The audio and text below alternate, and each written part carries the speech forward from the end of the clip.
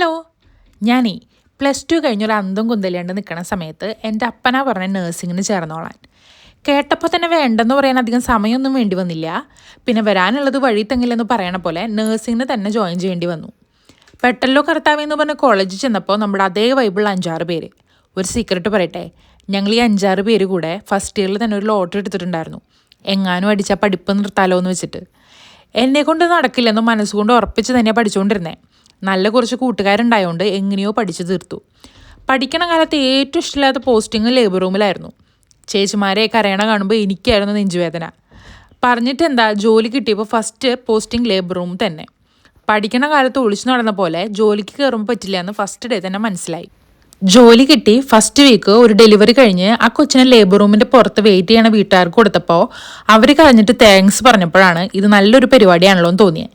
പിന്നീട് അങ്ങോട്ട് ഈ പ്രൊഫഷൻ എൻജോയ് ചെയ്യാൻ തുടങ്ങി. ഇന്നിപ്പോൾ ഇന്ത്യയിൽ തുടങ്ങി മാൾട്ടയും അയർലൻഡും ഒക്കെ വർക്ക് ചെയ്ത് ന്യൂസിലൻഡിൽ എത്തി നിൽക്കുമ്പോൾ നേഴ്സായതിന് എത്ര പ്രൗഡാണെന്ന് എനിക്ക് പറഞ്ഞറിയിക്കാൻ വയ്യ. അപ്പം എന്തായാലും ഇത്രയ്ക്കുള്ളൂ. പിന്നെ കാണാം. ബൈ.